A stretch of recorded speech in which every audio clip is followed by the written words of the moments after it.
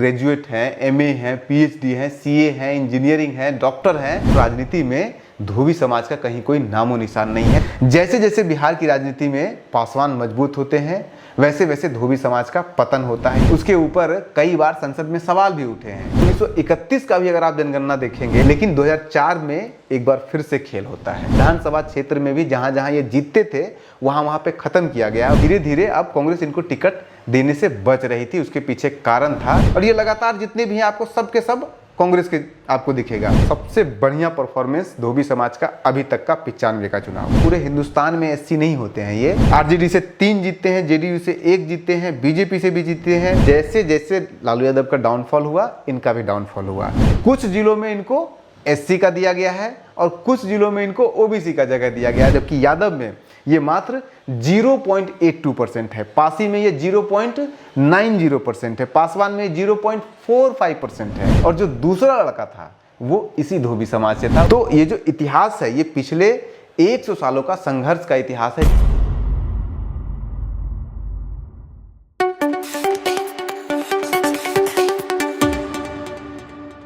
आज पूरे बिहार में जितनी भी दलित जातियां हैं उन सभी दलित जातियों में से सबसे ज्यादा किसी एक दलित जाति में ग्रेजुएट हैं, एमए हैं, पीएचडी हैं, सीए हैं, इंजीनियरिंग हैं, डॉक्टर हैं, यानी कि जितने भी बड़ी पढ़ाई करने वाले, हायर एजुकेशन करने वाले अगर सबसे ज्यादा किसी एक दलित जाति में बिहार के अंदर हैं तो वो है धोबी समाज के अंदर। लेकिन शिक्षा में इतना आगे होने के बावजूद राजनीति में जब देखेंगे तो राजनीति में धोबी समाज का कहीं कोई नामो निशान नहीं है। 2024 में आज की डेट में पूरे बिहार से न तो एक कोई सांसद है जो धोबी समाज से है, न ही कोई विधायक है। एक एमएलसी अभी पिछले साल बनाया गया है मुन्नी रजक को, उसके बारे में भी कहा जाता है कि वो कपड़ा धोती थी और उसको उठा करके सीधे डायरेक्टली एमएलसी बना दिया है। लालू यादव जी ने उनको सम्मानित किया है। वरना जो लीडरशिप है वो लीडरशिप आज की डेट में धोबी समाज के अंदर है ही नहीं। एक श्याम रजक चेहरा है और वो भी चुनाव लगातार हार रहे हैं। अभी चुनाव हारे हुए, ना वो अभी एमएलसी भी थे, लेकिन ना तो अभी एमएलसी हैं, ना वो विधायक हैं, कुछ भी नहीं है, ना सांसद तो कभी बने ही नहीं है। लेकिन ऐसा नहीं है कि राजनीति के क्षेत्र में जो धोबी समाज है उनका ऐसा ही स्थिति हमेशा से रहा था। आप याद कीजिए 1951-52 का पहला बिहार विधानसभा चुनाव, और उस बिहार विधानसभा चुनाव में 2 विधायक जीत करके आए थे धोबी समाज से और एक में उपविजेता भी रहे थे। और उसके बाद फिर इनका परफॉर्मेंस बढ़ते जाता है। साल 2000 में अगर आप चुनाव देखेंगे तो 4 विधायक इनके बनते हैं और 4 जगह रनर अप रहते हैं, यानी कि उपविजेता रहते हैं। 8 सीटों पर इनका दबदबा रहता है। सांसदी में भी देखेंगे तो 1980 से लेकर के 2004 तक लगातार एक न एक सांसद धोबी समाज से जीतता रहा है बिहार के अंदर। इतना स्वर्णिम इतिहास होने के बावजूद आज के डेट में इनकी राजनीतिक पतन हो गई है। और उसके पीछे क्या कारण है, क्या कहानी है, कौन लोग हैं इसके जिम्मेदार और कौन पार्टी इसके जिम्मेदार है, वो सभी के ऊपर आज हम इस वीडियो में चर्चा करेंगे। अब उसको शुरू करने से पहले एक और तथ्य समझ लीजिए कि पूरे बिहार के अंदर जो सबसे पहला दलित लड़का या लड़की, कोई भी छात्र जो हायर एजुकेशन के लिए, हायर एजुकेशन का मतलब हुआ पहली बार जब कोई 10वीं से आगे पढ़ाई शुरू किया तो उसमें 2 लड़के थे जिन्होंने पटना कॉलेज में एडमिशन लिया था। उसमें से एक जो लड़का था वो पासवान था जो कि मुंगेर से था, और जो दूसरा लड़का था वो इसी धोबी समाज से था, उनका पूर्णिया घर था, जिसे पटना कॉलेज में इंटर में पढ़ाई के लिए एडमिशन मिला था। इतना ही नहीं, और ये अगर आप देखिएगा कि धोबी समाज किस तरह से एजुकेशन में आगे हमेशा से रहा, इतिहास में भी उनका अच्छा परफॉर्मेंस रहा है। तो 1931 का भी अगर आप जनगणना देखेंगे तो 1931 के जनगणना में भी धोबी समाज, चाहे वो शिक्षा हो, अंग्रेजी शिक्षा हो, उसमें बाकी दलित जातियों से कहीं आगे था। इनफैक्ट हालांकि जो कुछ ऐसे ओबीसी जातियां हैं जैसे यादव ही है जिनकी शिक्षा दर जो थी वो 1931 में धोबी से बेहतर थी, लेकिन आज के डेट में यादव से कहीं आगे निकल गए हैं शिक्षा में। तो ये जो इतिहास है ये पिछले 100 सालों का संघर्ष का इतिहास है, जो शिक्षा में इतना आगे आए हैं, लेकिन राजनीति में ये आगे नहीं आ पाए। राजनीति में इनका पतन हुआ है पिछले आज़ादी के बाद से कम पिछले 2 दशक 3 दशकों से, 2 दशक से कम। तो इसको हम पूरा समझने का प्रयास करेंगे आज के इस वीडियो में। तो शुरू करते हैं हम राजनीति से ही। सबसे पहला जब बिहार में विधानसभा चुनाव हो रहा था तो उस पहले बिहार के विधानसभा चुनाव में 2 सीटों पर विनर रहते हैं और 1 पे रनर अप रहते हैं। ये लोग जो रनर अप रहते हैं वो पुरुलिया सीट पे रहते हैं। पुरुलिया कम हुरा सीट उसे कहते थे, जो पहला में लोकसभा चुनाव हुआ था। और उसके बाद फिर जो जीतते हैं वो शिकारपुर से जीतते हैं और 1 जीतते हैं नरपटियागंज से। नरपटियागंज से जीते हैं दूमरलाल बैथा। दूमरलाल बैथा का आप ध्यान रखिएगा, आगे इनके ऊपर चर्चा करेंगे कि ये सांसद बनते हैं, IAS ऑफिसर हुआ करते थे, बड़ा चेहरा रहे हैं ये धोबी समाज का बिहार के अंदर। उसके बाद फिर 1957 का चुनाव देख लीजिए तो उसमें 3 विधायक जीतते हैं धोबी समाज से, यानी कि बढ़ रहा है इनका संख्या, परफॉर्मेंस इनकी बेहतर हो रही है। 3 जीतते हैं, जो 1952 में 2 जीत करके 1 पे हार गए थे, इस बार तीनों के तीनों जीतते हैं। उसके बाद फिर 1962 में ये 2 जीतते हैं और ये लगातार जितने भी हैं आपको सब के सब कांग्रेस के आपको दिखेगा। उसमें से 1 इंडिपेंडेंट भी जीते हैं। चंडिल में 1957 में जितेंद्र नाथ रजक चंडिल से निर्दलीय जीते थे कांग्रेस के कैंडिडेट को हरा करके। तो ऐसा नहीं है कि सिर्फ ये जीत रहे थे कांग्रेस के दम पे, बल्कि अपने दम पे भी जीत रहे थे। तो 1962 में 2 जीतते हैं, 1967 में भी 2 जीतते हैं, लेकिन सब ये कांग्रेस के उस पे। 1969 का चुनाव देखिएगा तो उसमें 3 जीतते हैं और 1 रनर अप रहते हैं। जो 3 जीतते हैं उसमें से 1 संसोपा के होते हैं, यानी कि इनका धीरे धीरे अब झुकाव शिफ्ट हो रहा है, कांग्रेस की तरफ जा रहे हैं। और जो 1 हारते हैं, ये रनर अप जहां रहते हैं वो भी कांग्रेस का और 2 कांग्रेस से जीतते हैं ये। 1972 का चुनाव देख लीजिए तो ये फिर इनका डाउनफॉल होता है, 1 जीतते हैं 1 हारते हैं। जो जीतते हैं 1972 के चुनाव में वो जीतते हैं आपका कांग्रेस से और जो हारते हैं वो इंडिपेंडेंट, यानी कि कांग्रेस से ये धीरे धीरे अब कांग्रेस इनको टिकट देने से बच रही थी। उसके पीछे कारण था ये कि कांग्रेस उस दौर में समझ गई थी कि 1972 के बाद धीरे धीरे पासवान का राइज हो रहा था और पासवान को स्पेस देना शुरू कर दिया था, मुजहर को स्पेस देना शुरू कर दिया था आपको कांग्रेस ने। तो इसलिए धोबी समाज का स्पेस कम हो रहा था।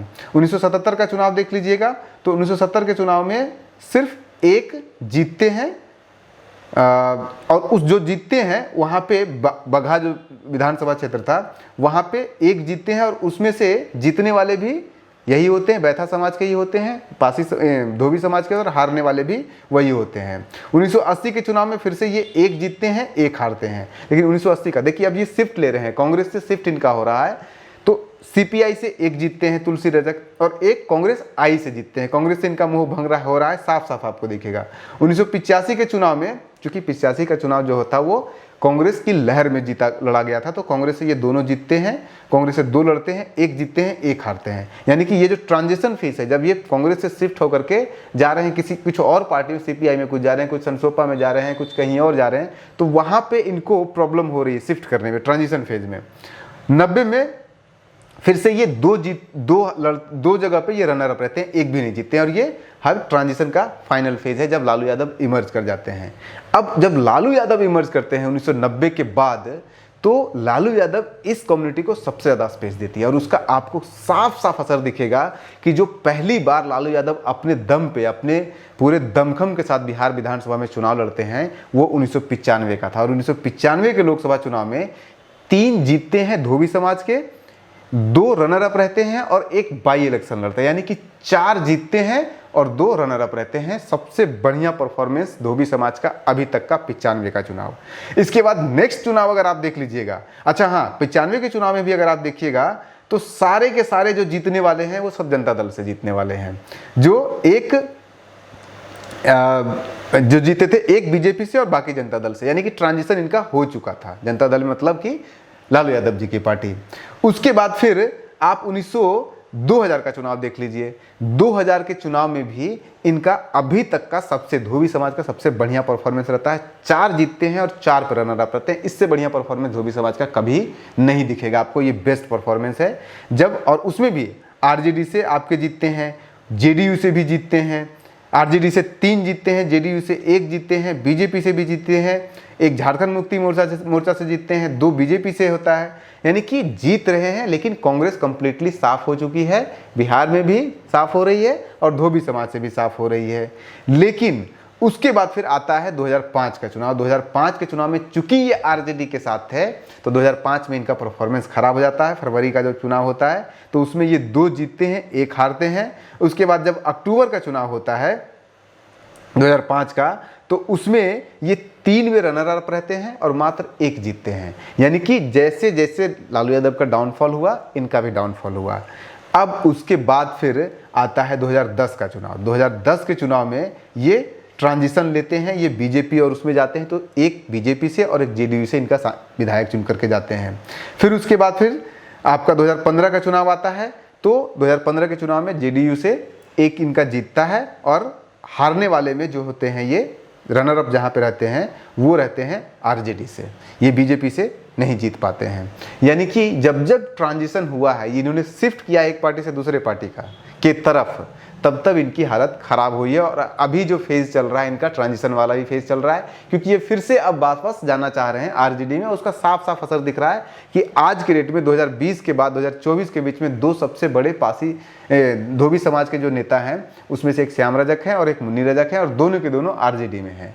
तो अगर ये ट्रांजिशन हो चुका है तो संभावना है कि फिर से आरजेडी के राइज के साथ धोबी समाज का फिर से विधायकों का संख्या बढ़े। और उसके पीछे एक और भी आप इसका तथ्य देख लीजिए कि जो विधायक, जो सांसद, आखिरी सांसद थे बिहार में धोबी समाज से, आपके कैलाश वैथा, वो भी 2019 के चुनाव के समय पे जब उनको टिकट नहीं दिया गया जेडीयू से लड़े थे, 2004 में जीते थे, तो फिर उन्होंने भी त्यागपत्र दे दिया। हालांकि अभी किसी पार्टी को उन्होंने ज्वाइन नहीं किया है, लेकिन ये साफ दिख रहा है कि जेडीयू से भी अब मोहभंग, बीजेपी से मोहभंग इस समाज का हुआ है। अब आप लोकसभा चुनाव भी देख लीजिए, क्योंकि हमने लोकसभा चुनाव का 2004 का बताया आपको, तो पूरे लोकसभा का चुनाव देखेंगे तो फिर वही साफ साफ दिखेगा। लोकसभा चुनाव में इनका खाता 1971 तक ये कहीं रनर अप तक नहीं आते। 1971 में ये 2 जगहों पे रनर अप रहते हैं, और इनका 2 सेंटर ऑफ पॉलिटिक्स लोकसभा चुनाव में रहा, एक अररिया विधान लोकसभा क्षेत्र और दूसरा आपका रहा है बगहा विधान लोकसभा क्षेत्र। तो 1971 के चुनाव में अररिया में भी आपके रनर अप रहे, ये बगहा में भी रनर अप रहे। 1977 के चुनाव में ये अररिया के अंदर रनर अप तो रहते हैं, लेकिन बगहा में इनका कहीं कोई स्पेस नहीं बचता है। उसके बाद आता है क्योंकि इसलिए नहीं आता है क्योंकि 1977 के चुनाव में ये अभी भी कांग्रेस के अंदर हैं, और जो उस समय लहर थी वो भारतीय लोक दल की थी, तो इसलिए ये कहीं से भी जीत नहीं पाते हैं। ये कांग्रेस से लड़ते हैं तो कांग्रेस से दोनों जगह सीट ये हारते हैं, कहीं इनका स्पेस नहीं बच पाता है। तीसरे नंबर, कई जगहों पे तो कांग्रेस तीसरे नंबर पे गई है 1977 के चुनाव में। 1980 के चुनाव में फिर से ये कांग्रेस आई से लड़ते हैं, और 2 जगहों में से, अररिया और बगहा में से अररिया फिर से ये जीतते हैं। और 1980 का चुनाव लोकसभा चुनाव में पहला बार होता है जब जीतते हैं चुनाव, धोबी समाज के लोग सांसद बनते हैं पहली बार। 1984 में फिर से अररिया में ये जीतेंगे, लेकिन बगहा में ये अररिया में ये जीतेंगे, लेकिन बगहा में ये हार जाते हैं। यानी कि 2 बार लगातार अररिया से सांसद बनते हैं।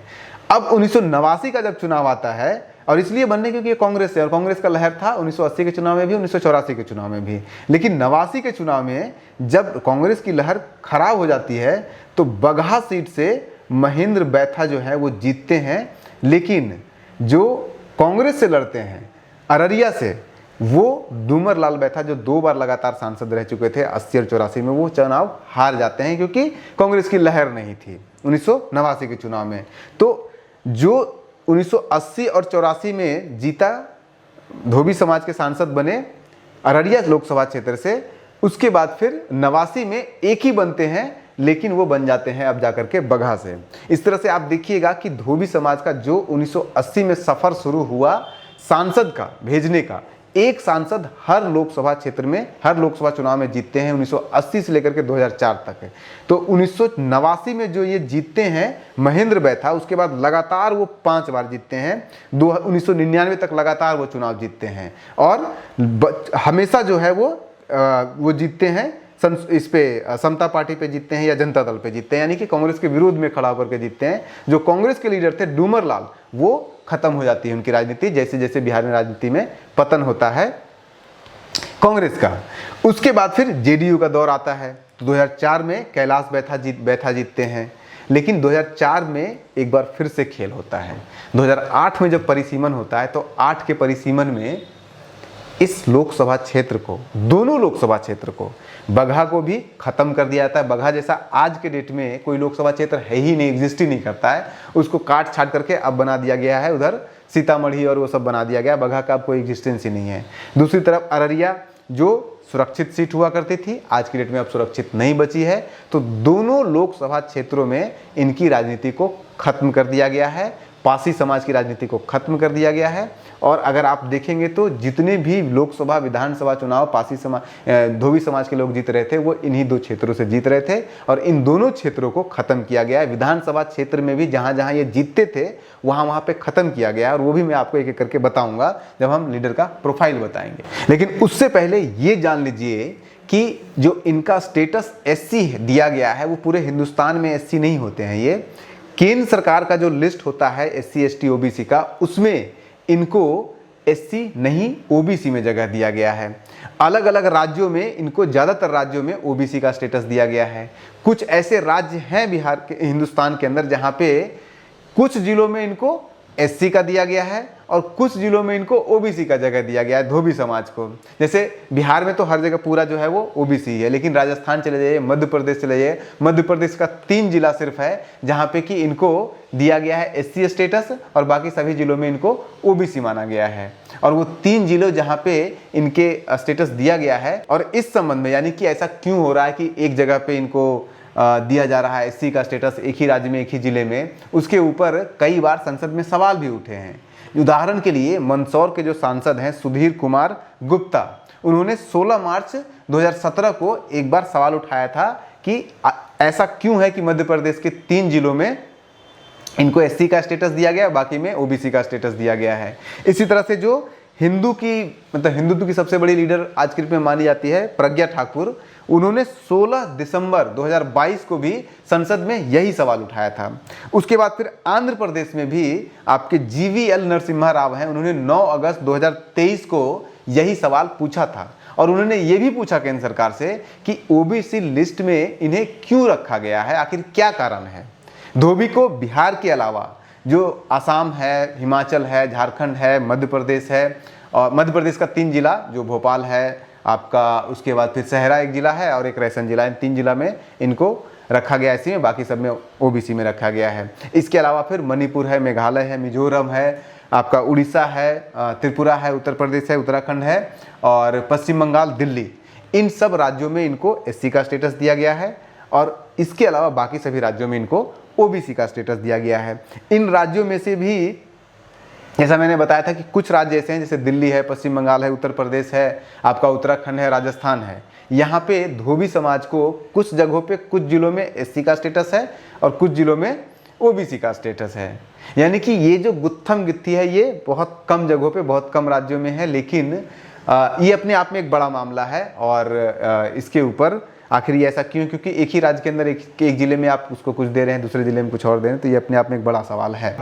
अब इस समाज यानी कि धोबी समाज का बिहार में जो सबसे बड़े लीडर आज़ादी के बाद से हुए हैं, तो सबसे पहला जो नाम आता है वो नाम आता है डूमर लाल बैथा का। ये डूमर लाल बैथा IAS अधिकारी थे। 1951 में चुनाव लड़ने से, 52 में चुनाव लड़ने से पहले ये अधिकारी थे। बिहार में भी ये अपनी सेवा दे चुके थे, सेंट्रल गवर्नमेंट में अपनी सेवा दे चुके थे, लेकिन उसके बाद फिर 1952 के बाद ये राजनीति में आते हैं और राजनीतिक सफर ये अपना शुरू करते हैं। ये 2 बार सांसद रहते हैं, जैसा कि मैंने बताया, अररिया लोकसभा क्षेत्र से इनका चुनाव लड़ते थे। और दूसरे जो हैं वो है महेंद्र बैथा, जो कि बगहा लोकसभा क्षेत्र से, जो उत्तरी नेपाल के बॉर्डर पे है, वहां पे से ये चुनाव लड़ा करते थे। जो डूमर हैं उन्होंने जो राजनीति शुरू किया वो 1952 से शुरू किया।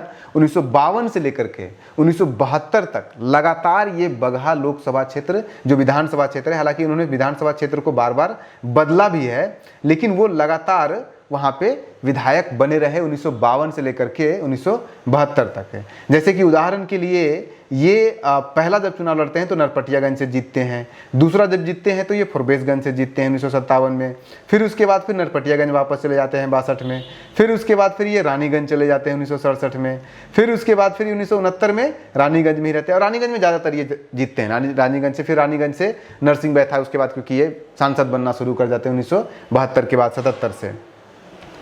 तो तो इनका राजनीतिक सफर ये है कि ये लगातार विधायक बनते हैं 72 तक, और 72 इस दौरान फिर वो 1969-70 के आसपास ये 3 बार बिहार सरकार में मंत्री भी बनते हैं। ये एमएलसी भी बनते हैं, खास करके जब 1971-72 का चुनाव, बिहार विधानसभा का चुनाव ये हार जाते हैं तो इनको एमएलसी बनाया जाता है और इसको फिर मंत्री भी बनाया जाता है। जो बीएन झा हैं और उसके बाद फिर केबी सहाय हैं और उसके बाद अब्दुल गफूर हैं, ये 3 मुख्यमंत्रियों के कार्यकाल में ये बिहार सरकार में मंत्री भी रहे हैं। लेकिन 1977 का जब चुनाव ये लड़ते हैं तो वो हार जाते हैं, लेकिन 1980 का चुनाव ये जीतते हैं, फिर 84 का भी जीतते हैं, लगातार दोनों चुनाव जीतते हैं। और इस दौरान वो भारत सरकार में जो दलित के लिए SC/ST आयोग जो बनता है उसके मेंबर भी इनको बनाया जाता है, और पूरे भारत सरकार में भी ये उप मंत्री रहते हैं, फूड प्रोसेसिंग और जो डिपार्टमेंट होता है उसका। तो इनका राजनीतिक सफर बहुत तगड़ा रहता है। इसके बाद फिर 1989 का चुनाव ये हार जाते हैं, क्योंकि 89 के चुनाव में कांग्रेस की लहर होती नहीं है और ये शुरू से लेकर के अंत तक ये कांग्रेस में रहते हैं, कभी इन्होंने सत्ता नहीं बदला। और 1997 में फिर इनकी फाइनली इनकी निधन हो जाती है। इन्हें जो हराया था, वो हराने वाले जो शख्स थे उनका नाम था सुखदेव पासवान, जो उसके बाद वहाँ से कई बार सांसद भी बनेंगे। इसके बाद फिर जो अररिया लोकसभा क्षेत्र है वहाँ से पासवान का प्रभुत्व का काल शुरू हो जाता है, जब से ये सुखदेव पासवान जीतना शुरू करते हैं। और आज भी जब तक ये SC रहता है तो वहाँ पे पासवान का दबदबा रहता है। जैसे जैसे बिहार की राजनीति में पासवान मजबूत होते हैं वैसे वैसे धोबी समाज का पतन होता है। ये आपको खास एकदम साफ पैटर्न दिखेगा अगर सभी आप लीडरों का प्रोफाइल चेक करेंगे, उनके हारने जीतने, कौन उनके खिलाफ खड़ा हुआ है, इसको अगर आप सही से एनालाइज करेंगे तो 1989 में जब हारे थे ये, तो डूमरलाल जब हारे तो फिर एंट्री हुई महेंद्र बैथा की। तो एक हार रहे थे, एक हारे और दूसरा जीतना शुरू हुआ। इस तरह से 2004 तक, 4 के चुनाव तक, यानी कि 2009 तक, 1980 से लेकर के 2009 तक लगातार भारत की संसद में एक न एक धोबी समाज का सांसद बनता रहा। महेंद्र बैथा रहे, चाहे फिर वो डूमरलाल हो गए, या फिर उसके बाद फिर सबसे आखिरी में जो बनते हैं वो बनते हैं कैलाश बैथा। अब महेंद्र बैथा का भी थोड़ा सा प्रोफाइल देख लेते हैं। महेंद्र बैथा की जो राजनीति है वो राजनीति शुरू होती है, ये विधायक भी रहते हैं, वो राजनीति शुरू होती है कांग्रेस विरोध की। यानी कि डूमरलाल कांग्रेसी जिंदगी भर रहे और जो महेंद्र बैथा है वो जिंदगी भर कांग्रेस विरोध की राजनीति करते रहे। और वो बगहा क्षेत्र इनका था, अररिया उनका क्षेत्र था, डूमर का अररिया, इनका बगहा क्षेत्र था। महेंद्र बैथा लगातार 5 बार सांसद रहे और एक बार भी नहीं हारे हैं चुनाव, 1989 से लेकर के 2009 तक।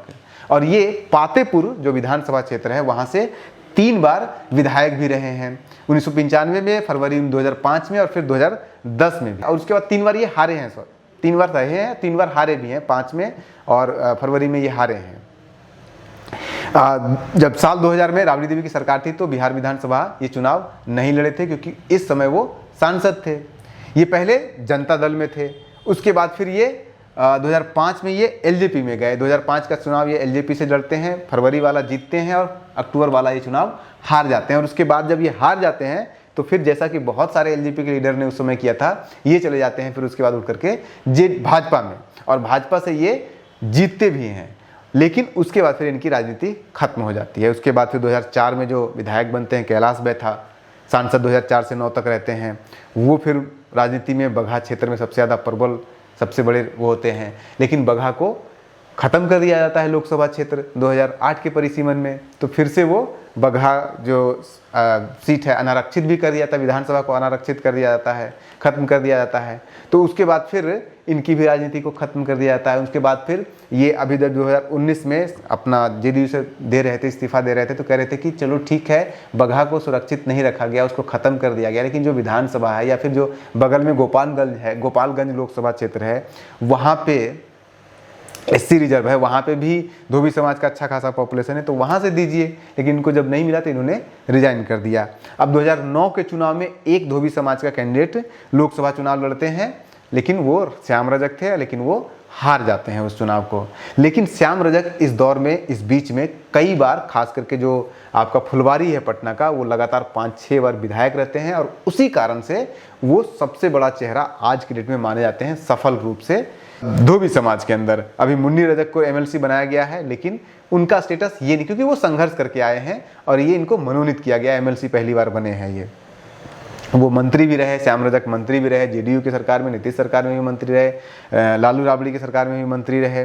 तो उनका आज के डेट में सबसे बड़ा स्टेटस है। इसके अलावा कुछ और भी लीडर थे जो धोबी समाज के प्रबल और प्रमुख और ताकतवर लीडर थे, लेकिन उन्होंने भी अपने समाज को इस तरह से अपना चेहरा नहीं बना पाए, अपना वो पहचान नहीं बनाए। जिसमें से सबसे जो प्रबल, सबसे इम्पोर्टेंट नाम है वो नरसिंह बैथा का है। और नरसिंह बैथा बगहा विधानसभा क्षेत्र से 1957 से लेकर के 1990 तक के दौरान 6 बार वो जीते हैं, 2 बार वो विजेता रहे हैं। यानी कि बगहा के विधानसभा क्षेत्र की राजनीति में उन्होंने डोमिनेट किया है।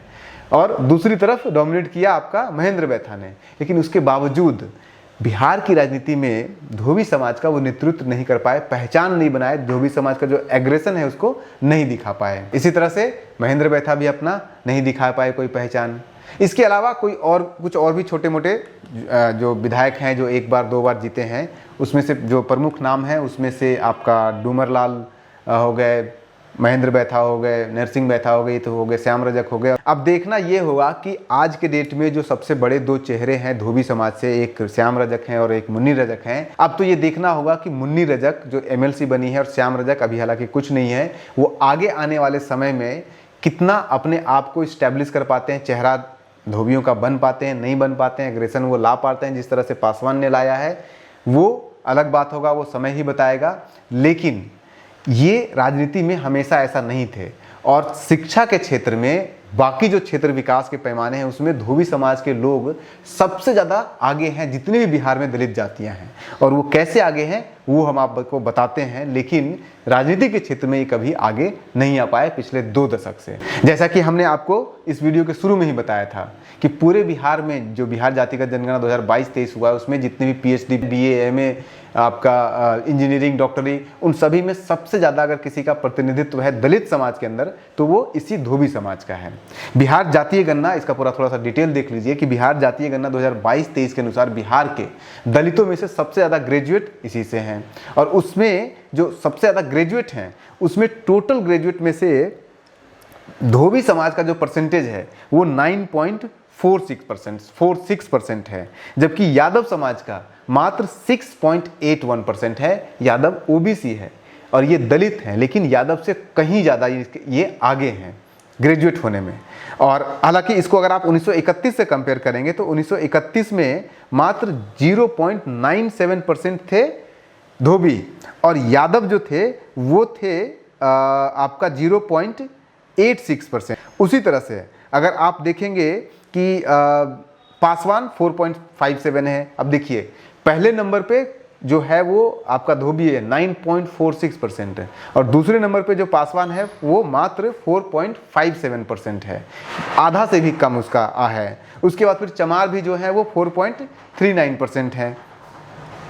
इसी तरह से आप हायर एजुकेशन में जो मैं बात कर रहा था कि ग्रेजुएट हो, BA हो, MA हो, या फिर PhD हो, या फिर CA हो, डॉक्टर हो, इंजीनियर हो, उसमें अगर आप देखेंगे तो बिहार जातीय गणना 2022-23 के अनुसार धोबी समाज में 1.24% लोग जो है वो हायर एजुकेशन लिए हुए हैं, जबकि यादव में ये मात्र 0.82% है, पासी में ये 0.90% है, पासवान में 0.45% है। यानी कि पासवान से 3 गुना आगे हैं ये। चमार में 0.44% है, यानी कि शिक्षा में कहीं कोई इनके सामने नहीं है।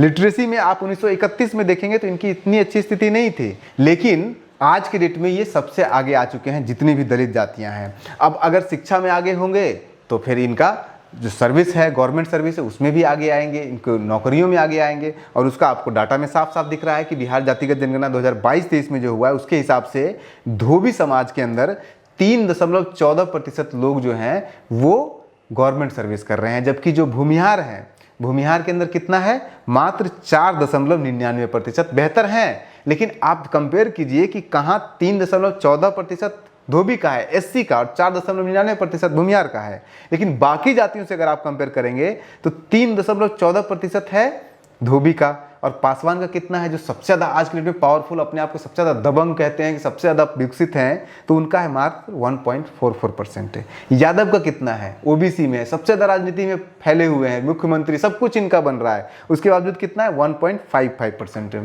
पिछले 20 साल से कुर्मी के मुख्यमंत्री बने हुए हैं, कितना है, 3.11% है, और जो धोबी है उसका 3.14% है। कुशवाहा का कितना है, 2.04% है, और धोबी 3.14% है। यानी कुर्मी, कुशवाहा, यादव, पासवान सबसे आगे है आपका ये धोबी समाज, और इनकी राजनीति में कहीं कोई पकड़ नहीं है। यानी कि कहीं ना कहीं ये तो रिफ्लेक्शन, ये जो आर्गुमेंट दिया जाता है कि पॉलिटिकली कोई कम्युनिटी पावरफुल होगा तभी वो विकास करेगा, ये कम से कम धोबी समाज के लोग तो इस धारणा को कंप्लीटली तोड़ दे रहे हैं। ये लंबे संघर्ष का नतीजा है, क्योंकि एक डाटा अगर आप इतिहास से उठा करके देख लें कि 1922 में एक सर्वे हुआ था। उस सर्वे के अनुसार पूरे बिहार के अंदर, बिहार उड़ीसा उस समय एक ही था, तो उस डेटा के अनुसार पूरे बिहार में 1000 लोगों में से मात्र 94 दलित लोग स्कूल जाते थे, धोबी समाज के लोग, और वो 1930 में 8 साल के भीतर वो बढ़ करके 167 हो गया। तो ये जो शुरुआत था वो कहीं ज़्यादा धीरे धीरे बढ़ते चला गया, और उन्होंने ये क्लेम किया है 1950 के बाद, जब ये राजनीति में भी अपनी पकड़ बनाए, अच्छी पकड़ रखे। याद कीजिए 1952 में कोई एक भी मुसहर विधायक नहीं था। आज की डेट में कितने विधायक उनके हैं, लेकिन आज धोबी समाज में नहीं है जो कि विकसित हैं उसके बावजूद। अब ये उस समय इसलिए इतना कर पाए थे क्योंकि हर तरह से ये मेहनत कर रहे थे, पॉलिटिकली पावरफुल हो रहे थे, अपने आप को ऑर्गेनाइज कर रहे थे। और उसका उदाहरण भी है भागलपुर में 1939 में एक नूरपुर भागलपुर का एक जगह है, वहाँ पे हरिजन मेला लगाया गया था। और हरिजन मेला जब लगाया गया था तो उसमें जो प्रमुख आयोजक थे, उस प्रमुख आयोजकों में से ये भी एक जाति थी, धोबी एक थी, उसके अलावा चमार उसके साथ थे। न तो मुसहर थी, न पासवान थे। आज भले ही पासवान ने अपने आप को ऑर्गेनाइज कर लिया हो, अपने आप को संगठित कर लिया हो, लेकिन उस समय धोबी लीड कर रही थी, चमार उस समय लीड कर रहे थे। लेकिन आज स्थिति सही नहीं है। उस समय मेहनत किया, उस समय उनका स्वर्णिम काल था, इतिहास में, शिक्षा में भी था, राजनीति में भी था। आज ये मेहनत नहीं कर रहे हैं, सिर्फ शिक्षा में कर रहे हैं, इसलिए पॉलिटिक्स में ये नहीं कर पाए। या फिर कह सकते हैं कि कुछ राजनीतिक षड्यंत्र भी हो सकते हैं, जिस तरह से इनके लोकसभा क्षेत्रों को, इनके विधान जहाँ पे भी ये ज़्यादा संख्या में थे, इनके विधानसभा क्षेत्रों को, इनको लोकसभा क्षेत्रों को धीरे धीरे एक एक करके काटा गया, खत्म किया गया, अनारक्षित किया गया। तो वो भी इसकी एक कहानी है। अब जैसे कि विधानसभा क्षेत्र, लोकसभा का मैंने आपको पहले ही बताया था, विधानसभा क्षेत्र का देखिएगा तो बगहा से लगातार ये जीतते थे, उसको खत्म कर दिया गया। अब एससी ने अनारक्षित कर दिया 2008 के परिसीमन में। इसी तरह से उसी परिसीमन में रामनगर एक सीट हुआ करता था, वो भी धोबी समाज के लोग जीतते थे, उसे भी आज के डेट में अनारक्षित घोषित कर दिया गया है। तो ऐसे आपको बहुत सारे उदाहरण मिलेंगे जो धोबी समाज का उत्थान और पतन की कहानी है, उसका एक ताना बाना हमने आज आपको देने का प्रयास किया। ये जो सीरीज हमने शुरू किया है, हर कम्युनिटी का, हर जाति का, अलग अलग जातियों का एक एक करके एनालिसिस करके आपको देना, उसको जारी रहेगा। मिलते हैं अगले एपिसोड में अगली एक नई जाति के साथ। नमस्कार।